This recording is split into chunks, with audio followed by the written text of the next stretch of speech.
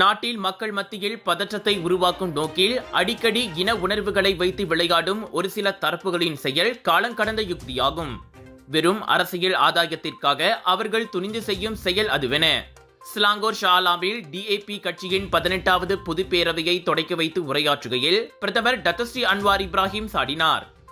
அரசாங்கத்தின் கொள்கைகள் குறித்து விவாதிப்பதை விட இன உணர்ச்சிகளை தூண்டிவிடுவதிலேயே அவர்கள் குறியாக உள்ளனர். அவர்களால் அரசாங்க தலைவர்கள் மீது ஊழல் அல்லது அதிகார துஷ்பிரயோக புகார்களை முன்வைக்க முடியவில்லை. அதனால்தான் இன மத விவகாரங்களை ஆயுதமாக கையில் எடுக்கின்றனர். அவர்களும் என்ன செய்வார்கள் பாவம் என டத்தஸ்ரீ அன்வார் நகைப்புடன் கூறினார். அரசாங்கம் டிஏபிக்கு அடிபணிந்து போவதாக கூப்பாடு போடுவதே சதா காலமும் அவர்களுக்கு வேலையாக போய்விட்டது. ஆனால் அந்த தந்திரமெல்லாம் மடானி அரசாங்கத்திடம் இனியும் எடுபடாது என அன்வார் திட்டவட்டமாக கூறினார். தேர்தலுடன் கூடிய இந்த டிஏபி பொதுப்பேரவையில் கட்சியின் பொதுச் செயலாளர் ஆந்தனி லாக், அமானா கட்சி தலைவர் டத்தஸ்ரீ மொஹமட் சாபு உள்ளிட்ட தலைவர்களும் பங்கேற்றனர்.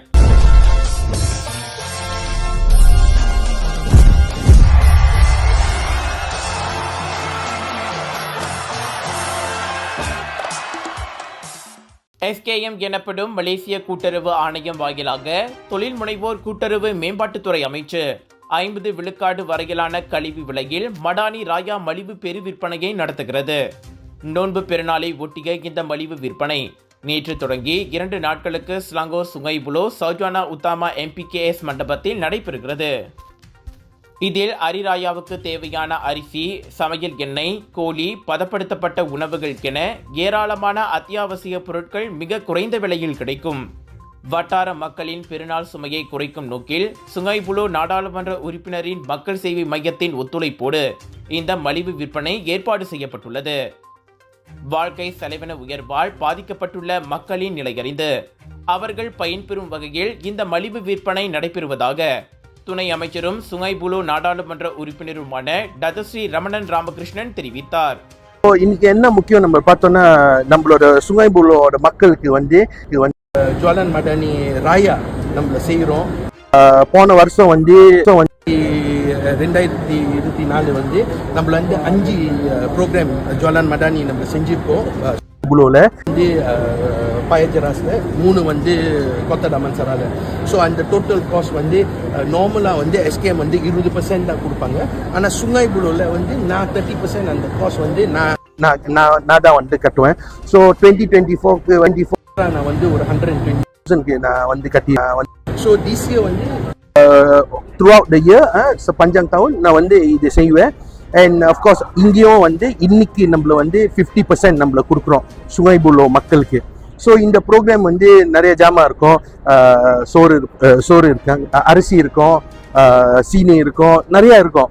ஆனால் நம்மள என்ன முக்கியம் நம்மள கொடுக்குறோன்னா, ஏன்னா இந்த டைமில் ரமதானோட டைமு, ஹரிராயாவும் வரப்போகுது. ஸோ இது உண்மையாக அவங்களுக்கு தேவை. ஸோ அதனால இந்த ப்ரோக்ராம் இன்னைக்கு நம்மள பால்ஜரா செய்கிறோம். நெக்ஸ்ட் வீக் நம்மள கொத்தராமன் சரால செய்வோம். அதே சமயம் கூட்டுறவு மற்றும் தொழில் முனைவோரின் வியாபாரங்களை வலுப்படுத்தும் நோக்கிலும் இந்நிகழ்வு நடைபெறுவதாக அவர் கூறினார்.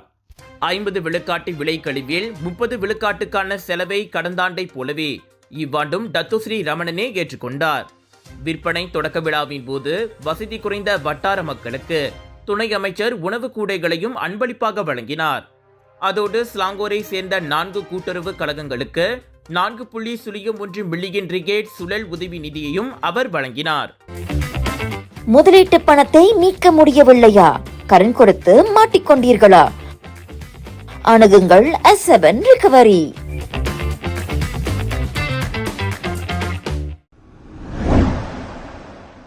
ஈராயிரத்து 23ஆம் ஆண்டில் சுமார் 70.6 விழுக்காட்டு மலேசியர்கள் காமர்ஸ் எனப்படும் மீன் வணிக தளங்கள் வாயிலாக பொருட்களையும் சேவைகளையும் வாங்கியுள்ளனர். முந்தைய ஆண்டை விட இது 0.2 விழுக்காடு அதிகம் என மலேசிய புள்ளி விவரத்துறை கூறியது. தனிநபர் மற்றும் குடும்பங்களின் தகவல் தொழில்நுட்ப பயன்பாடு தொடர்பில் தாங்கள் மேற்கொண்ட ஆய்வில் அது தெரிய வந்ததாக நாட்டின் தலைமை புள்ளியியலாளர் டத்தஸ்ரீ டாக்டர் மொஹமட் உசேர் மஹிதீன் தெரிவித்தார்.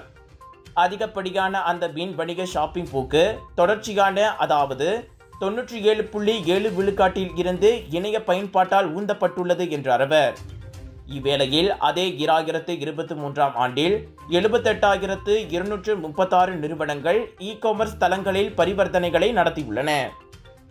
மீன் வணிக பரிவர்த்தனைகளின் வாயிலாக கிடைத்த வருமானம் என்ற ரீதியாக பார்த்தால் 2022இல் 1.12 டிரில்லியன் ரிங்கெட் வசூலை Malaysia ஈட்டியுள்ளது.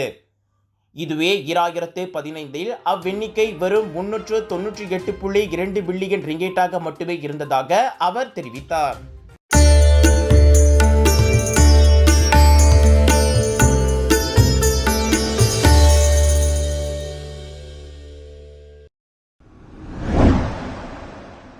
Legendary riders Malaysia club வணக்க மலேசியா ஆதரவுடன் பூச்சோங்கில் இருக்கும் யயாசான் நோர்மான்சி ஆதரவற்றோர் இல்லத்தை சேர்ந்த பிள்ளைகளுக்கு நேற்று நோன்பு துறக்கும் நிகழ்வை ஏற்பாடு செய்திருந்தது. சுமார் 18 குழந்தைகள் தங்கியிருக்கும் அவ்வில்லத்தை 16 வருடங்களாக சுலைமான் குடும்பத்தினர் நடத்தி வருகின்றனர்.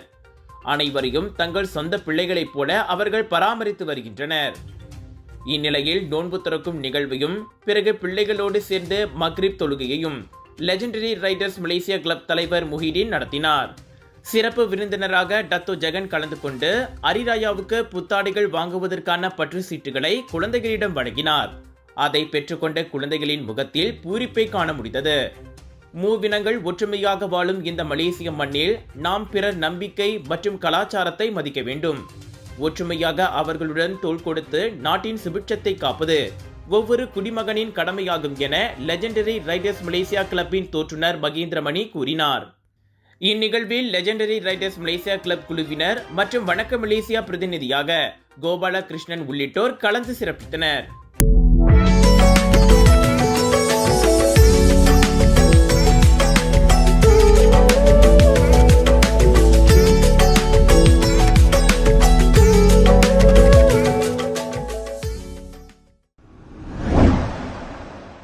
நேற்று காலை ஜொஹோர் யோங்பெங் அருகே பிளஸ் நெடுஞ்சாலையின் 128.3வது கிலோமீட்டரில் நிகழ்ந்த விபத்தில் இளம் கணவன் மனைவி மரணமடைந்தனர்.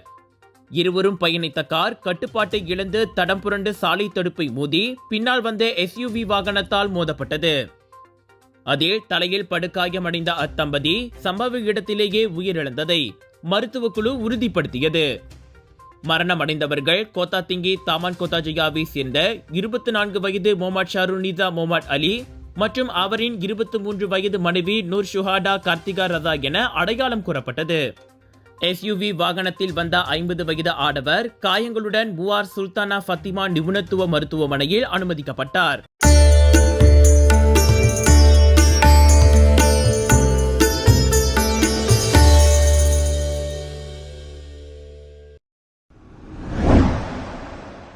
அமெரிக்கா கலிபோர்னியாவில் ஸ்டார்பாக்ஸ் டிரைவ் த்ரூ மையத்தில் சூடான டீ தன் மடியில் கொட்டியதில் தீப்புண் காயங்களுக்கு ஆளானவர் அந்நிறுவனத்திற்கு எதிரான $50 மில்லியன் இழப்பீட்டு வழக்கில் வெற்றி பெற்றுள்ளார். 2020ஆம் ஆண்டு பிப்ரவரியில் நிகழ்ந்த அச்சம்பவத்தில் ஸ்டார்பாக்ஸில் ஆர்டர் செய்யப்பட்ட சூடான காஃபி சரியாக மூடப்படாததால் உணவு அனுப்பும் தொழில் செய்யும் அந்த ஓட்டுநர் மீது அது சிந்தியது.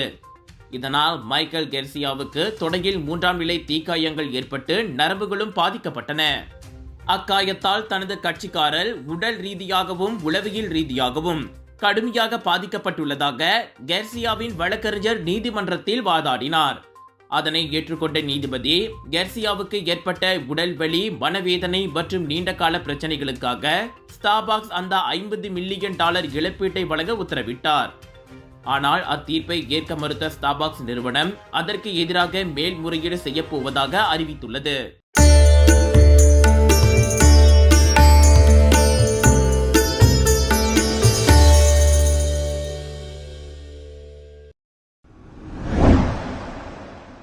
திடீர் நெஞ்சுவலியால் பிரபல இசையமைப்பாளர் AR ரஹ்மான் மருத்துவமனையில் அனுமதிக்கப்பட்டுள்ளார். இந்திய நேரப்படி இன்று காலை 7:30 மணிக்கு சென்னை கிரீம் சாலையில் உள்ள அப்போலோ மருத்துவமனையில் அவர் அனுமதிக்கப்பட்டார். அங்கு ECG உள்ளிட்ட பரிசோதனைகள் நடத்தப்பட்டு ரஹ்மானுக்கு இரத்த நாள் அடைப்பை அறுவை சிகிச்சை இன்றி சரி செய்யக்கூடிய ஏஞ்சியோ சிகிச்சை அளிக்கப்பட்டது. இதையடுத்து 58 வயது ரஹ்மான் மருத்துவர்களின் தீவிர கண்காணிப்பில் வைக்கப்பட்டுள்ளார். ஆஸ்கார் நாயகன் மருத்துவமனையில் அனுமதிக்கப்பட்டிருப்பது இந்திய திரையுலகத்தினரையும் அவரது ரசிகர்களையும் அதிர்ச்சியடைய வைத்துள்ளது.